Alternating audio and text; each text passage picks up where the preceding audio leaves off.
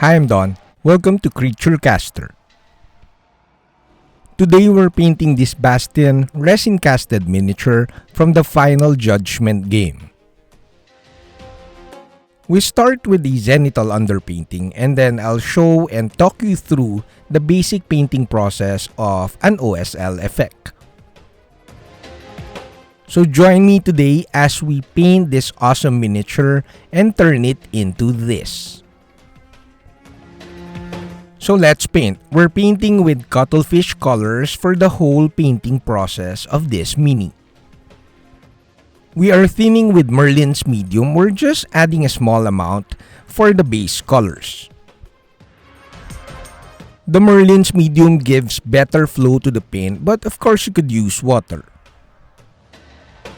Normally, I'll paint a darker flesh tone like scar tissue, but to maximize the zenital underpainting, I decided to use a medium flesh color, which is raw meat.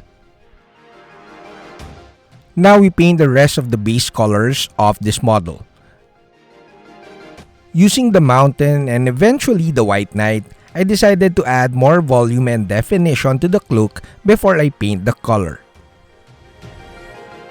Sketching or layering with Cuttlefish colors is a bit different than ordinary paints. Since they are pre-glaze paints, your transitions will be a bit smoother. Now we paint sacrificial red over the improved zenital underpainting. This color has deceivingly good coverage. After a couple of thin coats, you get a full coverage, and it may not seem like so during the first coat, but it will give you a full coverage after 2 thin coats. Practically, Cuttlefish colors will kinda force you to paint in 2 thin coats.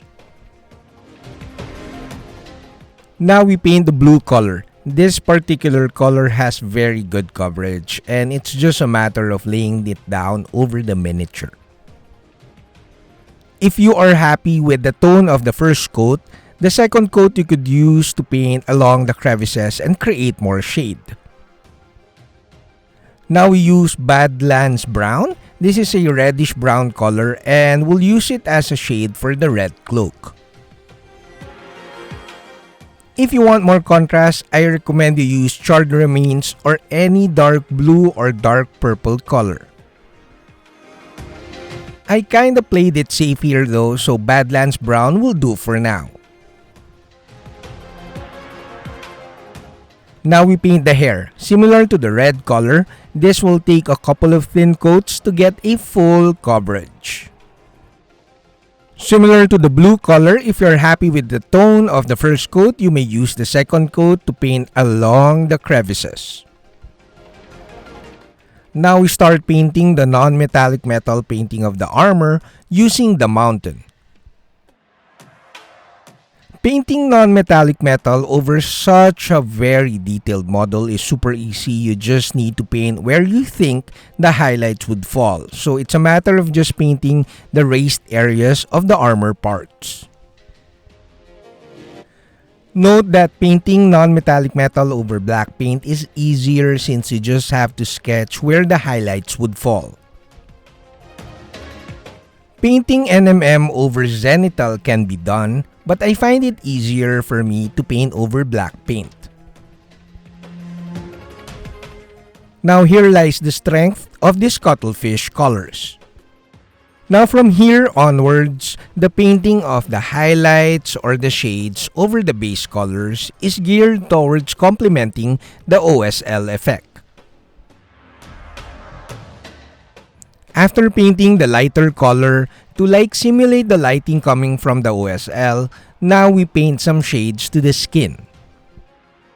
Now we paint with my Fav Scar Tissue color. This one, as I've said earlier, you can paint over the skin, over the zenital underpainting and use it as your base color. But now we're using it as a shade. If you prefer washes to paint your shades, you may simply add more Merlin's medium to the paint and paint them as washes. Now we paint the base color of the green flame. We're using Afterlife Green. This is not a fluorescent paint, but this is a very vibrant yellow-green paint. As expected, the Afterlife Green has very good coverage, especially over zenithal underpainting. As usual, a couple of thin coats will get you a very full coverage. Now let's add underpainting for the fluorescent paints. The white paint is also a pre-glaze paint, and painting it over the base colors will yield you very smooth transitions. However, you may add more Merlin's medium to give more transparency to the white paint.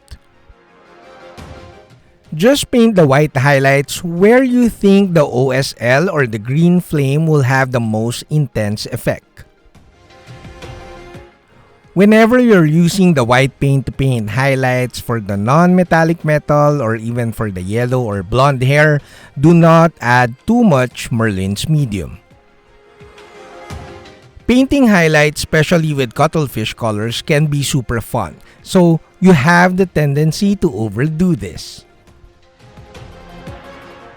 It's always okay to overdo the highlights since it's easy to glaze them down. Now we paint with fluorescent colors. We start with Mutagen Green, which is the green fluorescent paints from Cuttlefish Colors. This fluoro paints from Cuttlefish Colors has at least 2 times better coverage than the usual fluorescent paints. The very good coverage of these fluoro paints is actually the main reason why I feel I overdid the OSL effect.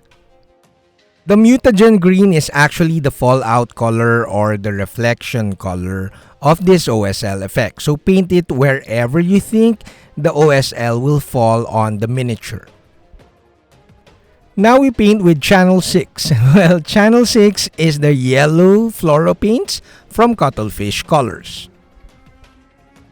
This color, the yellow fluorescent, will give a more glowing effect to our flame. Unlike other fluoro paints from other brands, the Cuttlefish Colors fluoro paints will give you a full coverage after 2 thin coats. Now we do finishing touches. I call this flip-flop stage at my own YouTube channel because it's a matter of flip-flopping between adding shades and adding highlights to create more volume and color depth. The main focus of the finishing touches here though is to give a more convincing glowing effect for the flame on the hands of Bastian. Now we are painting purple as our shade color. This will give a nice complementary look to our fluoro paints, and it will also give a more convincing glowing effect. Now we paint more highlights with White Night and eventually with Tainted Snow to give again more volume and to give a more convincing look for the glowing effect of the flame. Painting white and then painting fluoro paints on top or just painting with bright colors like Tainted Snow will both work as highlight colors. After painting with more highlights, adding more shades, and improving the overall volume and color depth of the model, we paint with Darkest Depths. Darkest Depths is a glaze paint from Cuttlefish and it's very transparent or glazy. It's perfect as a shade color for everything. Darkest Depths can be your darkest like shade color for the miniature. However, if you want it to be darker, you may simply glaze with Black Night. Again, if you prefer washes to paint your shades, you may simply add more Merlin's medium to these paints to paint them as washes.